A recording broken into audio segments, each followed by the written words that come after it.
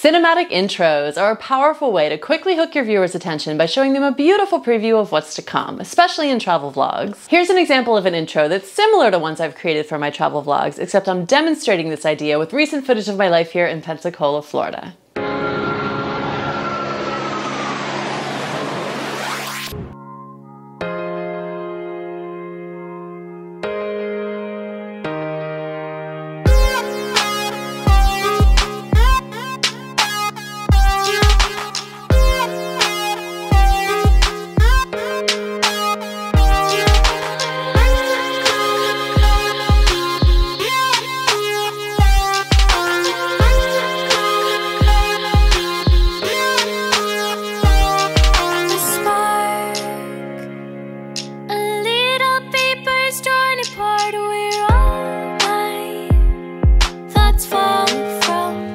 Now that was a slightly more intricate cut of what started out as a very simple intro. It's based on a core formula of selecting highlight footage from your vlog and then cutting it to the audio peaks in a piece of music. So in this video, I'm going to break down this demo intro and show you exactly how you can do the exact same thing, use the same formula to create your own cinematic intro for your vlog. I've also got two really cool freebies for you for watching this video. They will really help you in creating this cinematic intro, so stay tuned for those.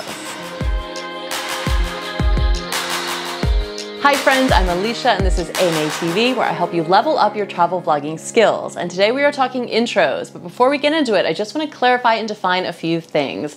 By cinematic, I'm simply referring to shots that are well thought out from a visual standpoint. They don't have to be the most cinematic shots, but really just your best shots, your most creative shots. Cinematography is the counterpart to photography, and in photography, things like composition, depth, the look of the lens, and color grading are always considered. Now, not every travel vlogger is a master cinematographer who comes home with loads of cinematic footage to work with. I certainly missed many opportunities to capture footage that could have been way more cinematic when I was traveling around the world, especially in the beginning. But then sometimes I would get lucky and I'd end up with a few really cool looking shots, so I learned to work with what I had. And then I also tried to get better at capturing cinematic shots with every trip I took. And I encourage you to do the same. I'll show you the edit in Final Cut Pro, but as always, this isn't so much of a software tutorial as it is an instruction of overall editing concept, so you can definitely take a lot of this information and apply it to whatever platform you're using for editing. So the first thing you need to do is rough cut your entire vlog. This is step number 5 in my 12 steps to creating a travel video, so feel free to watch that first if you'd like the bigger picture. So basically, you're scrubbing through all your footage and picking out the parts that might be usable, not necessarily for the intro, but for the vlog itself. This is like everything you shot that is decent. You'll want to assemble it all into a linear timeline beginning to end. This is also a good time to take any footage that you shot at a higher frame rate and slow it down. The most accurate way to slow it down if it's shot at a higher frame rate is to select automatic speed. Then you can carefully go through and pick out the very best parts. Now, once you have all of your clips organized and trimmed down, you're going to want to select the very best ones, the ones that look the best. These aren't necessarily the ones that are dependent on audio. You can put audio bits into an intro, but for now we're just going to focus on the ones that look cool because we are going to cut them to music. If it's for a travel vlog, they should probably deliver a sense of place and show off what's to come and evoke some emotion around it all. And don't worry, the music will help tremendously with the emotion part. We'll get to that next. It might be fun to use the shot that makes up your vlog's main highlight, like this amazing Blue Angels flyover, or an establishing shot to really show what the place is, or even some of the details of a place. Any good drone shot is great for this, really. Or just small details of nature that add an even closer feeling and offer that cinematic feel. This is also a good time to add people doing visually interesting things like twirling or running, especially if they're fairly new at running, or any creative close-ups of faces or actions or emotions. And really just anything that looks awesome. The goal here, guys, is to show off your very best shots, the ones that you're proud of, and the more cinematic they look, the better. And by the way, if you're like, what? I just got done travel vlogging and I didn't shoot anything like this, then go ahead and watch 5 mistakes that new travel vloggers make, where I discuss the importance of capturing enough B-roll for your vlog. So to select these premium clips, I suggest that you copy them from the timeline and then just paste them back in at the front. This way, if they don't end up making the cut for the intro sequence, you'll know they are still nestled in their place within the video, and you can delete them freely from the front if you decide not to use them. Another thing you can do is take all of your favorite clips and then copy them over to a new project entirely so they have their own timeline. Then once the intro is edited, you can filter it back in. Also, don't be afraid to select way more clips than you actually need for the intro because you'll be weeding out a ton of them and you never know which of the clips are going to work and which ones won't. The next step is to find that perfect piece of music. The music is so key for a cinematic intro, as you probably know. And if you want to use the music on YouTube, you're going to have to find either copyright-free music or music that you own a license to use. Typical copyright-free stock style music is a little bit boring and widely overused on YouTube, so seeking out better music sources is really going to go a long way in giving your work that extra edge. I got this piece of music called Spark from a fairly new commercial music licensing platform called LUTS. And for the first of the 2 freebies I mentioned, I have for you a free track of music of your choosing from LUTS that you can use in a YouTube video. So there's no payment info required, there's no subscription or anything like that. You just use my affiliate link, head over to LUTS, pick out your track, and there's going to be a free credit applied to your account. So then you can license the track, download the track, and use it. And definitely leave me a comment below. Let me know what your favorite tracks are from LUTS because I would love to hear what you guys are into. So now let's talk about exactly what to listen for when you are selecting a track for a cinematic intro or sequence. While cool music is good or music that you like is good, there really is more to look for in a piece of music when it comes to this type of editing. So we're just gonna go ahead and browse. Let's do moods. Moody, how about that? You want to look for a clear beat that will help you define your edit points. You can kind of see the waveforms here on LUTS, although the graphics they show are a little bit generalized, but you still can see the peaks and valleys of the waveforms, and you want to look for a clear beat that will help you define your edit points. So you want a song that's gonna look a little bit more like this than just kind of flat like this. And something like this is going to be a slow build-up with one nice big beat drop, which isn't necessarily probably what you want for an intro because you kind of want the beat to start early. So like a song like this would be terrible. And I would play these for you, but I don't necessarily own the license to all of these songs. So you're just going to have to go in and poke around yourself. And look at this. LUTS is cool as well because they actually have like real artists that you've heard of, maybe from back in the day, but like you know these songs and you can actually license their tracks. So I'll go over here to Spark, which I do own the license to, and a good way to see if it's gonna work with your video is just let it play and then open up Final Cut and watch your clips and kind of just see if there's a, you know, if they feel good together. So now that we've downloaded our free track from LUTS and we've put that in the timeline along with our favorite clips, we're gonna start rearranging the clips to make the edit come together. Here is the easiest way to keep your edit points on track with the beats, even as you rearrange them. So you're gonna select the music track itself and just let it play. And then as you listen, you will use the M key to add markers onto the clip exactly where the beats are. You could just look for the audio peaks here and there, but I find the markers make it so much easier and they are helpful once you zoom out and can't see the peaks anymore. So we'll select the track, get that M key ready and just let it play. And we'll go, boom, a little late, boom, boom. Just keep going. All those little beats throughout the song. See that? So we'll go ahead and delete that one since it was a little bit late and we can line up with the audio peak. That's another way to do it if you don't want to listen. You can also just double click an existing marker to make it a to-do, or you can name it, or you can make it a chapter, but we're not doing all that. I just like the to-do. So that is nice to have on the like particularly important beat drops like this one. You know, where like the new instrument comes in, so then you know you've got to add something like really like a significant change or a significant action right there. So now that we have our markers and we can see exactly how long the clips need to be to fit perfectly in with those beats, we're just gonna start rearranging the clips and see what happens. So I cleaned up the timeline here to show you the intro in its most basic form. So it really could just look like this.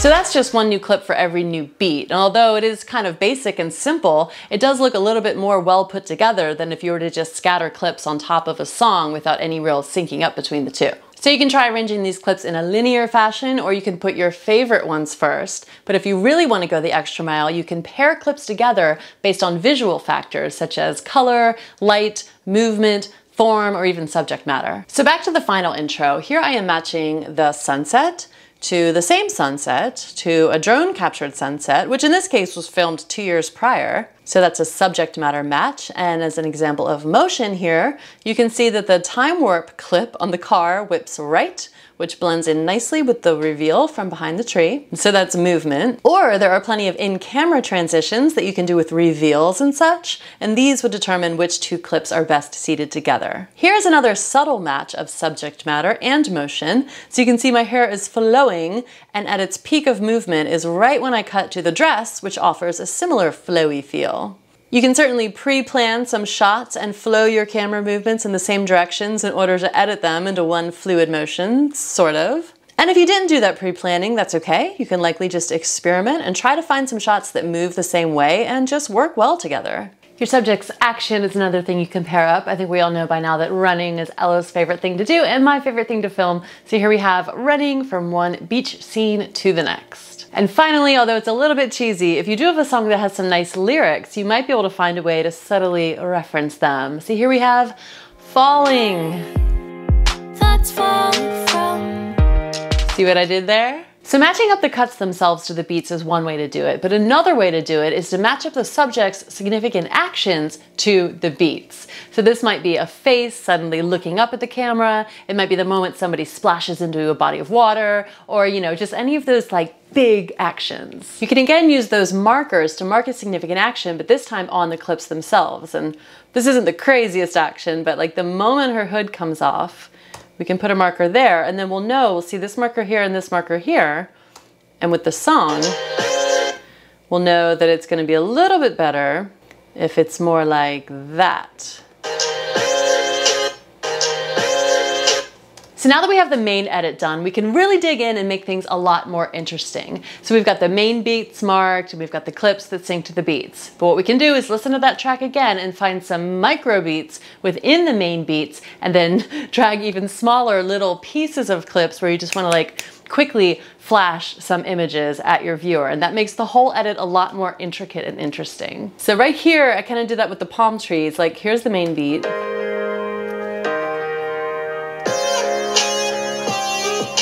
So like this is the main beat, there's probably another main beat, but then I did just like a little beat in between to add a little bit more. And you can really get crazy with this and add just tons and tons of flashes of clips, and it also depends on how complicated your piece of music is. Another fun thing to do is either slow down clips like I talked about earlier, or speed them up to exactly fit the amount of area you want to fill. So if you look in Final Cut here at this little clock icon, you've got lots of options for changing the speed on clips, and making it fast is pretty easy. It's gonna make it a lot smaller if it's faster, a little bit too small. So you can experiment with the length of clips, and then you can also do a custom speed. So you can type in the exact length that you want the clip to be, and Final Cut will retime it according to what you're looking for. There's also speed ramps and things like that, but that literally could be a whole nother video, so I'll just leave it at that for now, and you guys can play around. Oh my goodness, look who just woke up. My little video model. All right, there's one more thing I wanted to tell you guys, and that is also look for creative opportunities that just happen to present themselves. You will find these all the time. Things you did not intend to film, little scenes of just like you're whipping the camera around to adjust something and you'll go, oh wow, that looks really cool. And then you also find this in editing. So one example is in the beginning of this, how I added this fun little scene.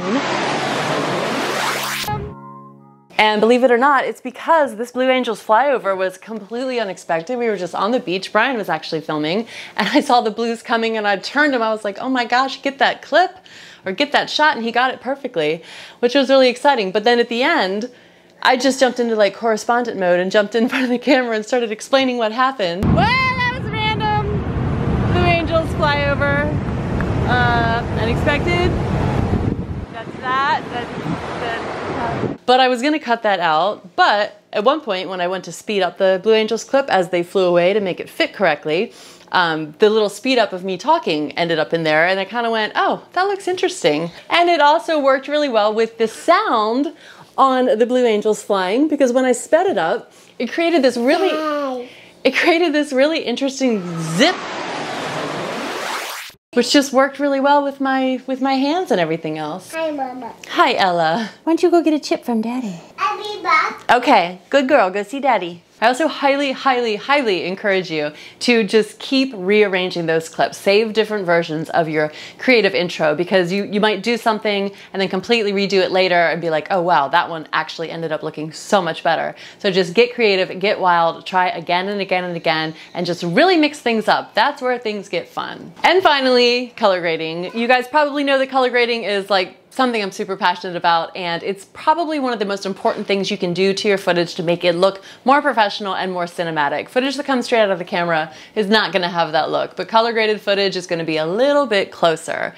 So you can see here, I add my LUTs on this adjustment layer. That's just how I do my color grading after I've color corrected anything in the clip that I need to color correct. So you can see how it looks toggled on and off. And this particular LUT is a Ruby from the Pretty Pack, which I have available for purchase. But as the second freebie in this video, I am giving away this LUT for you to try, because I've got a lot of feedback from people and they said, well, I've never tried LUTs before, I don't really know how to use them. So I really want you guys to get a sense of how easy it is by downloading this LUT for free. This one is a nice teal and orange look, which I think is a very well-rounded LUT. It really looks great with the skin tone, I think, in this intro and with like the beach scenes, but it'll probably work for a lot of things. It's not gonna work for all footage. That's why the LUT packs that I have available have a total of like 24 LUTs in them. So if you do want some alternative options and lots of different things to play around with, then check those out as well. The link to the download is in the video description below, as well as on the blog post that accompanies this video at AMae.tv. And I will also include in the download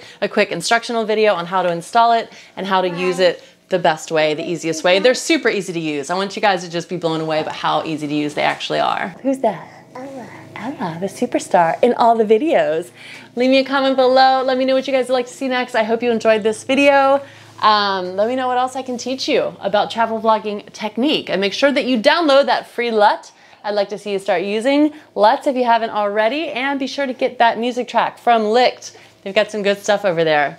So definitely take advantage of that, all right? And we will see you guys in the next video. Bye. Say bye. Bye. And later. Later.